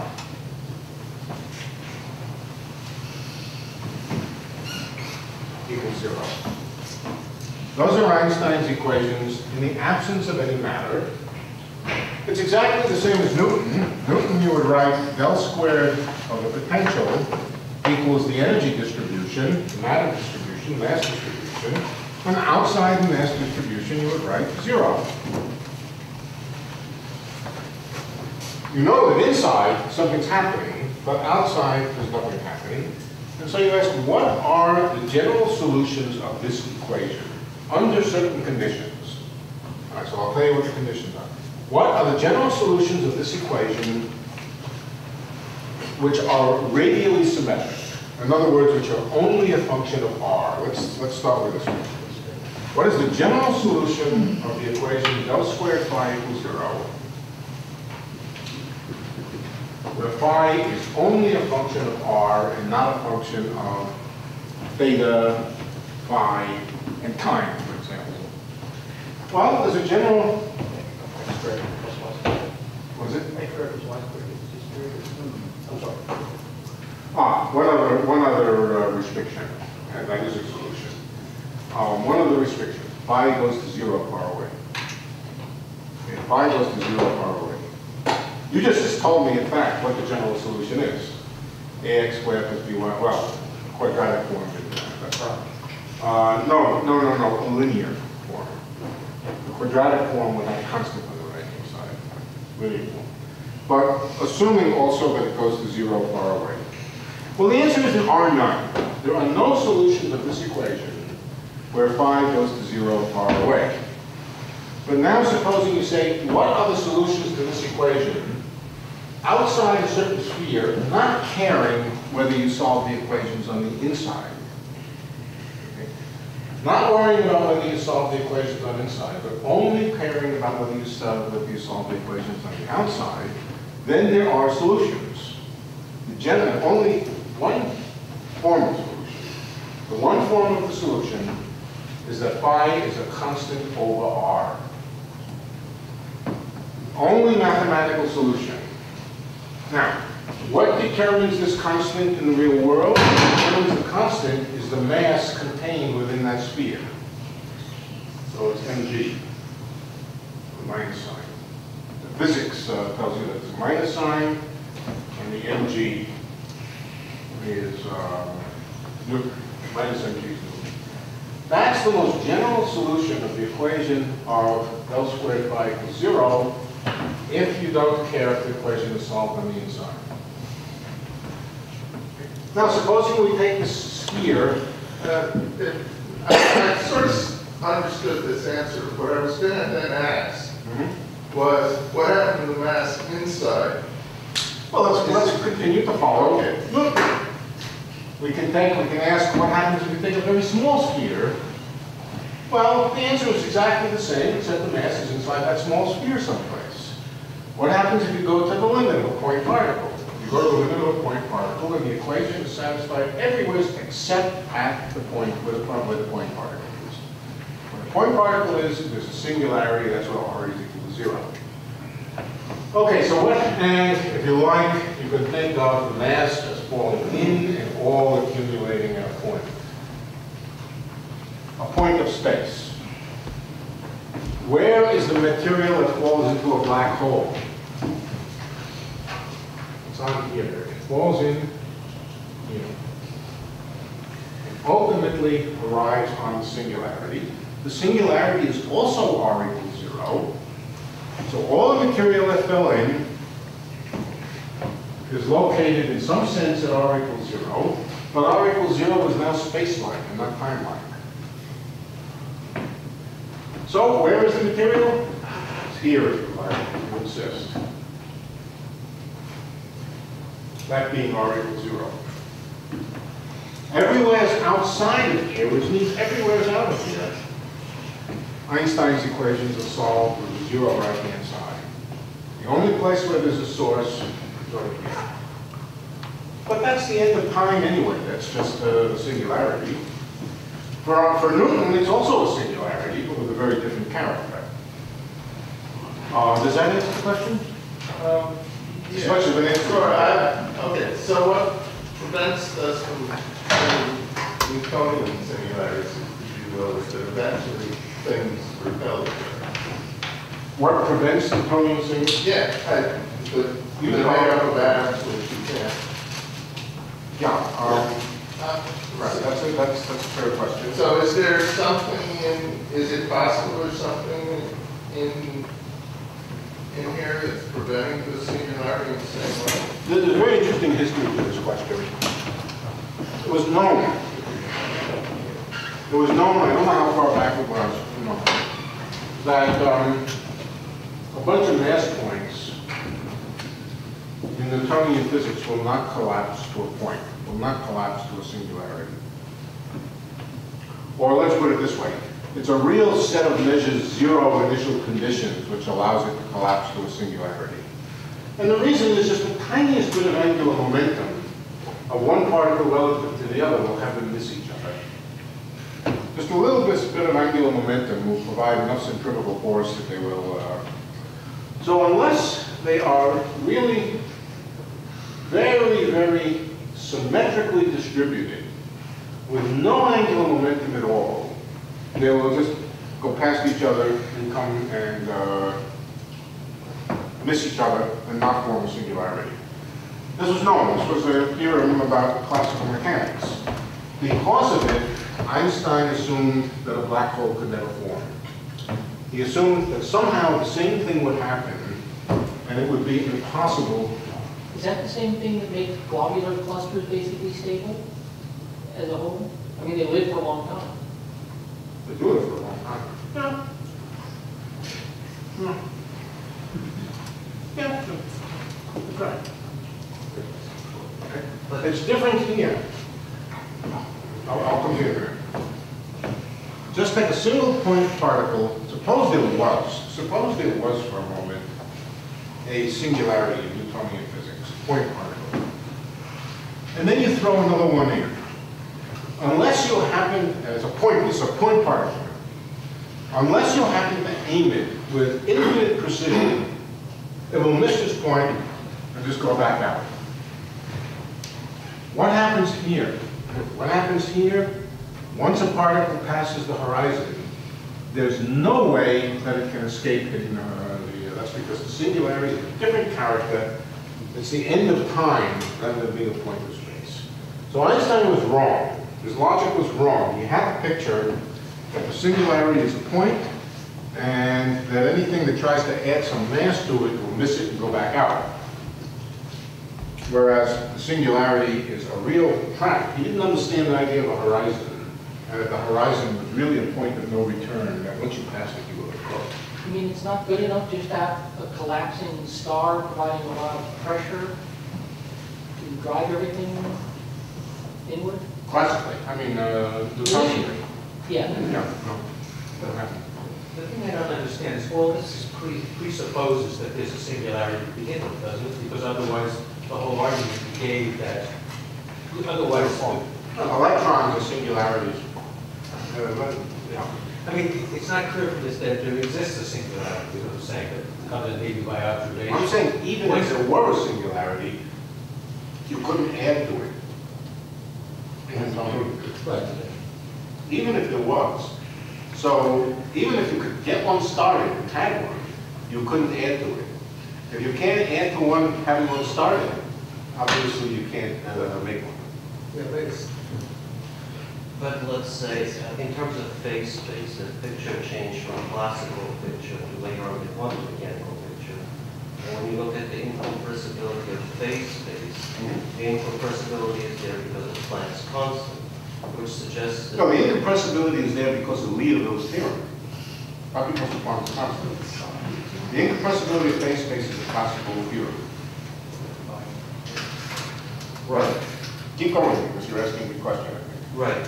But then wouldn't the Planck's constant, wouldn't the basic uncertainty relation prevent any further compression, so to speak, in the phase space if you were looking at the black holes in phase space? So the problem is that in order to have a resistance against compression, you have to have a reasonable density of matter and a reasonable amount of kinetic energy and so forth. And then you can't squeeze it because you can't squeeze it in phase space. But if you look at how dense something has to be in order for it to form a horizon, the answer is if it's heavy enough, the density of it can be negligible. The kind of forces you're talking about, which prevent collapse, it does have to do with the incompressibility of phase space. But just think of the incompressibility of phase space as providing a spatial force which keeps things from collapsing. And you get into trouble, typically, in compressing when pressure gets too big, when density gets too large. How large do you have to make the density to make a black hole? Let's try to estimate it. You have a given amount of matter, rho. Let's say.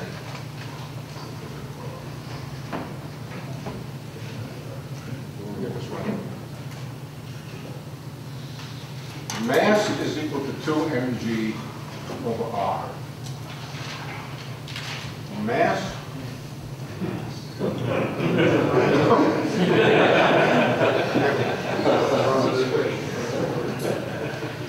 getting tired. It's getting late. Just about finished.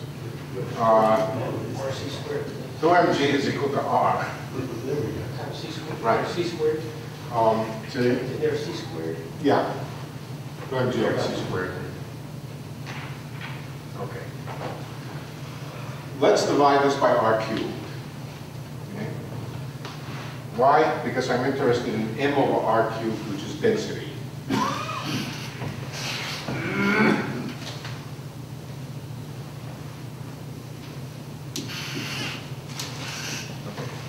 The The bigger the black hole, the more massive the black hole, the smaller the density of a collection of material would have to be before it becomes a black hole.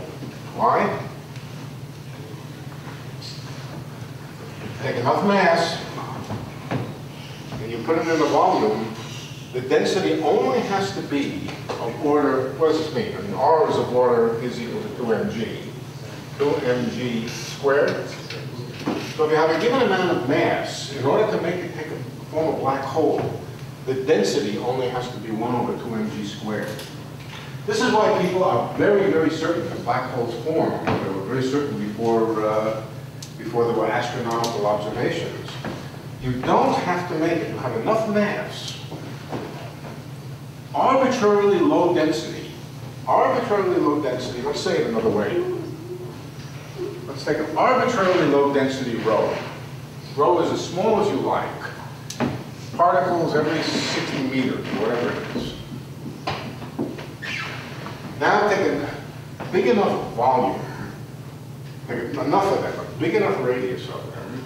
How much mass? Let's take a radius r. That's the radius r. How much mass is there? Well, rho times r cubed. So 4 pi's and so forth. No, it's, yeah, 4/3 pi r cubed. Right. This is order of magnitude, the amount of mass is there, right? This is it.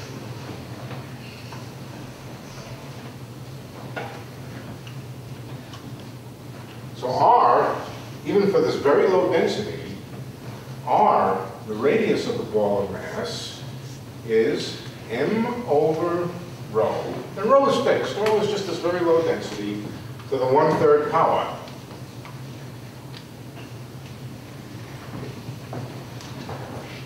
No matter how small rho is, if you make m big enough, this will be less than twice mg. Why? Because this increases linearly with m, and this only increases as m to the 1/3 power.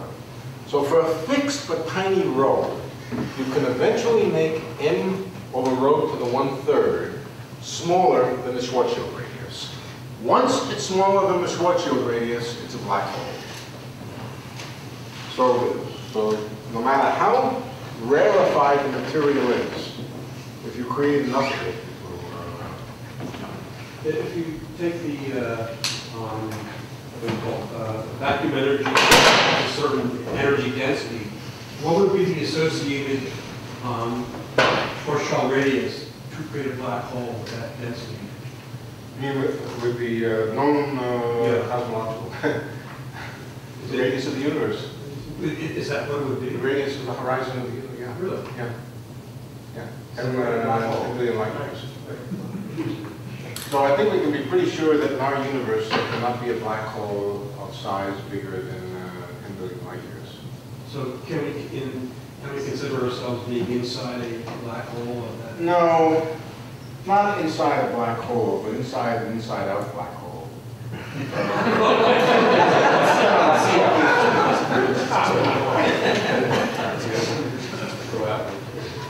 It's an inside-out black hole in that, yes, we're surrounded by a horizon, but the analog of the inside of the horizon is the outside of the region. We, on the inside of this sphere, are as if we were on the outside of the horizon, and outside the horizon. Things fall toward, things fall away from us. They don't fall toward us on a big enough scale. Because of the dark energy, things fall away from us. They don't fall toward us. That's the accelerated expansion of the universe. Things fall away from us, and because they fall away from us, eventually, if you go far enough out, you will find them moving faster than the speed of light relative to you, and that becomes a sort of exterior horizon. But it's not like being on the inside of a black hole. Being on the inside of a black hole, you crash into a singularity eventually. Being on the inside of a cosmic horizon, you just stay there forever. Well, if singularity is the end of time, how does it ever happen that you do reach it? The end of time is probably wrong. It's the end of time in the sense that death is the end of time. You don't reach it. There's proper time to change that. Yeah, the proper time to the singularity is fine. And so we can have a fixed R at that point, and that's, What's that? at the singularity, even though R is 0, you would still have a fixed R, which would put you traveling in theory faster than the speed of light at the singularity. Say it again. When R is 0, Yeah. at the singularity, then you also have a fixed R, which would... You can't fix R because to fix R you have to exceed the speed of light. Right. Yeah, but you would have a fixed R at R is 0, at the singularity. It would be a fixed R. Well, as I said, I mean, the physics of what happens when something hits the singularity is obscure at best. There's no sense in which it stops. It just, I don't know what to say about it. Physics doesn't know how to get there. Densities become so large, pressures become so large, tidal forces become so large, that no matter how much physics you know, you will always go beyond that. No physics, temperature will become infinite, pressures will become infinite, densities will become infinite. So if you know and think you understand physics to some desired density, that means that you can understand what happens near the singularity to some shell. But it'll always get worse. If you wait long enough, not very long, it'll get worse. And you'll always be driven beyond what we know about matter. So, is it the problem that we don't know enough to figure out what happens at the singularity? Well, I don't think so. I don't think that's the point. I think nothing survives to find out. It seems to me as long as you stay outside, it's also irrelevant, but That's true. because nothing that goes on the other side can affect it. That's right. That's right. But you could jump in to find out. You could jump in. I think so, but I postulated it through steady out. If you're outside the black hole, you stay outside the black hole, the singularity is irrelevant. If you jump into the black hole to try to find out what happens at the singularity, you're not going to find out either. Or you can't do it from the abilities, like you can't tell anyone it's on the other side. You can't know. It's not only that. It's not only that. Eventually, let's look at it. Let's look at it. Let's take two atoms falling toward the singularity. Here's the singularity. Here's two atoms. Now, atoms can send back and forth messages. Messages can simply be the photons that make up the Coulomb field. But the fact that this atom is influenced by that atom, well, we know atoms influence each other and so forth. But when they get too close to the singularity, this atom over here cannot send a signal to the other one. Why? There's not enough time to send a signal. They fall out of causal contact with each other.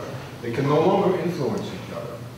And so, as you get closer and closer to the singularity, the atoms of your body fall out of contact with each other, and you just disintegrate into a collection of uncoupled atoms that have no connection between them. But it's worse than that. The electrons in the atom fall out of contact, out of communication with the nucleus. And protons and neutrons inside the nucleus fall out of contact with each other. So everything just disintegrates into completely uncoupled somethings, bits, which don't talk to each other. Is that really the approximation that you made on the metric to make a correspondence to the regular geometry only work where R is near the Schwarzschild radius? Yes. So by going near the singularity, you're going far from the Schwarzschild radius at some level. You are. So, but I've so that's not quite right. I've drawn the picture of what that metric really does look like within the horizon also, and that's what you see. Okay, so there's some other approximations that make it right on the other side. Yeah. Yeah. So that's more like a Penrose diagram than a real world. I'd say crystal diagram. So, it's not a singularity that the method pulls up. But singularity what? The buffer time is undefined. But on the other side of it, On the other side of singularity? yeah, on the other side of it, it's construction, it's validated, right? The metric is just ill-defined on the other side of it. It's just not defined on the other side of it. Or if it is defined, nobody knows. Well, you simply go through physics, which is totally unknown. But I was thinking, I mean, the coordinate exists, right? I mean, there's a t that's larger than that. Well, how do you, all right, so if you're a mathematician, you could ask, can you analytically continue the metric past that point?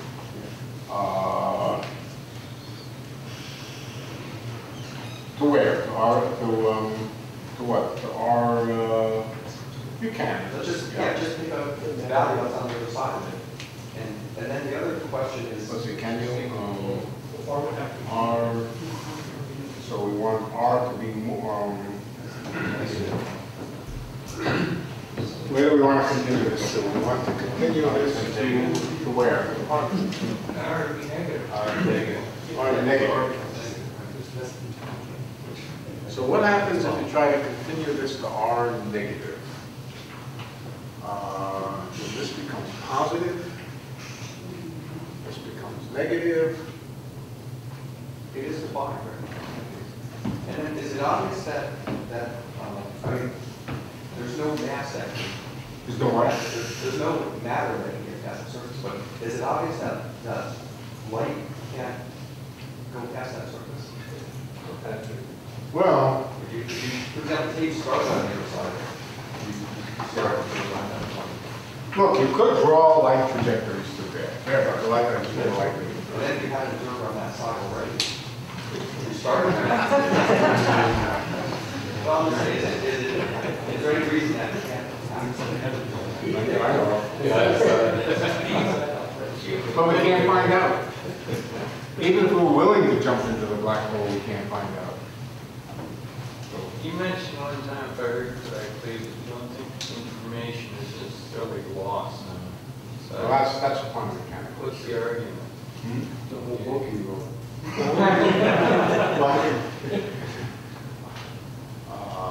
Let's not get into that now. Let's be on my pay grade and see. When Alice Come on. Okay, when Alice goes through the horizon and she's carrying a meter stick, does her meter stick suddenly become a clock? No!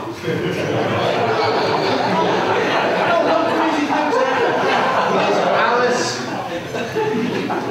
Here's Shirley. Shirley is at one end of a meter stick and Alice is at the other end. Here's the meter stick, here's the meter stick. Nothing happens to it. It just goes straight through. There's nothing fancy happening at the horizon. No, the meter stick does not become a clock. Moreover, Alice's clock does not become a meter stick. This way. It's just using stupid coordinates. Using stupid coordinates which you call R, and you should have called something else when it gets behind the horizon. Just because you call it R doesn't mean you measure it with meters.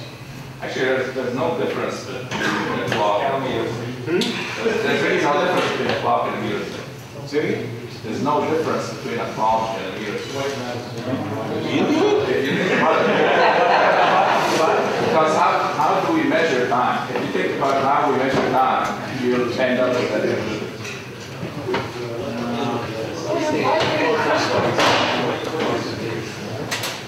You can use meter sticks to help you measure time. But a meter stick is a meter stick. Well, that's the point. There's nothing else. There's nothing else that is non-mechanical or physical that defines time. You have Nothing dramatic happens to Alice and Shirley as they go through. Absolutely not. Well, given that Bob or Alice has a reflector, right? And Alice was sending a signal that she got back. right? Is she going to see anything change as she goes over the horizon, or is it going to be the same? Bob has a reflector. Right. If she's sending a message, she's receiving a message. So Bob has a reflector. But the reflection doesn't get back. Here's Bob. Now, we do have to keep track of the fact that Bob is accelerating away from Alice, but that's okay. He's accelerating. Alice is here. Sorry, what is it? Alice? She's free falling in.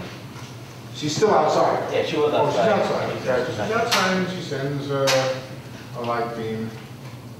Here's her little, oops. Here she is, all right? Crashed into the singularity over here. Alice sends a message, and the message comes back. Yep. Alice sends a message from over here, and the message comes back. Behind the horizon. But from here, Alice can no longer send a message.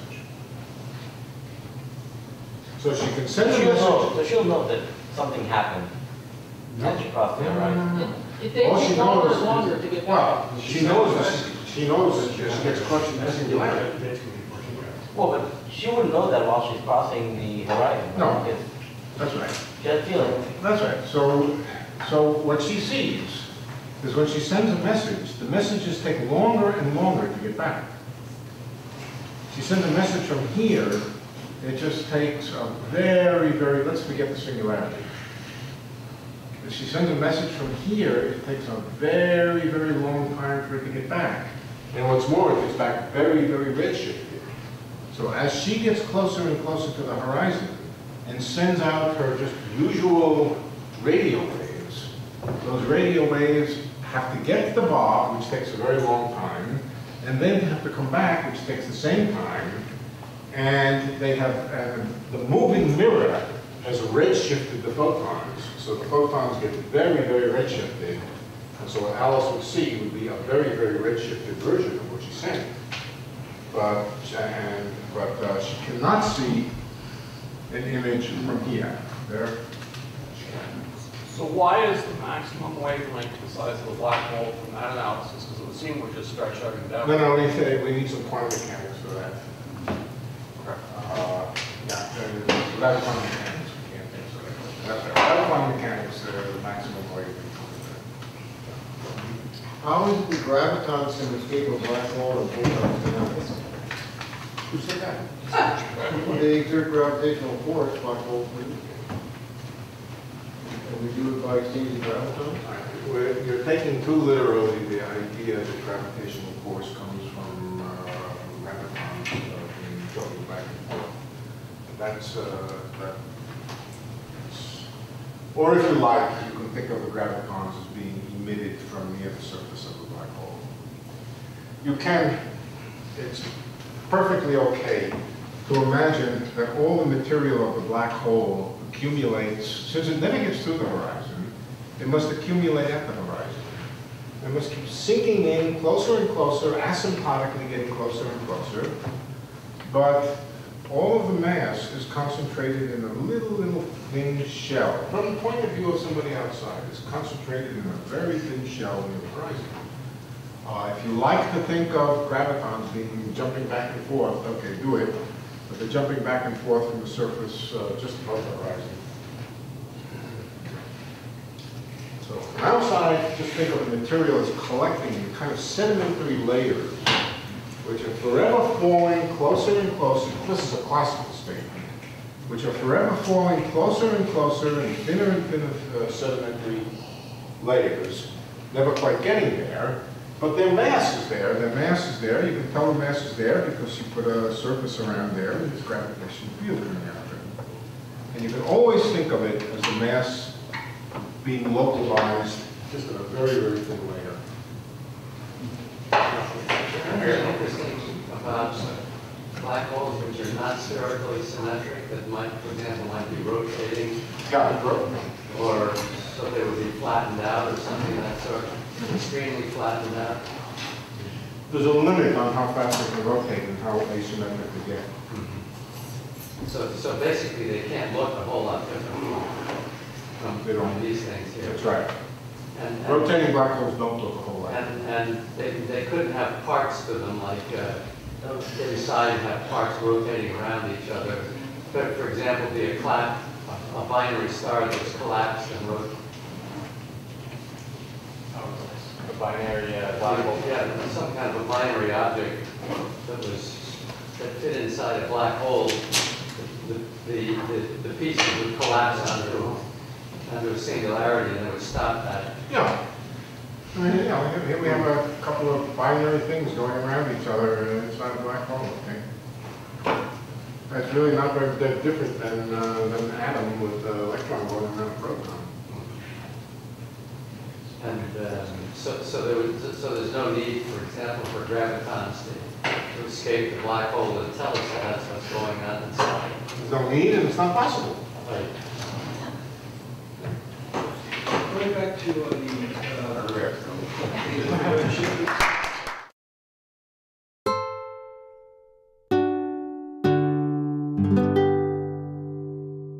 The preceding program is copyrighted by Stanford University.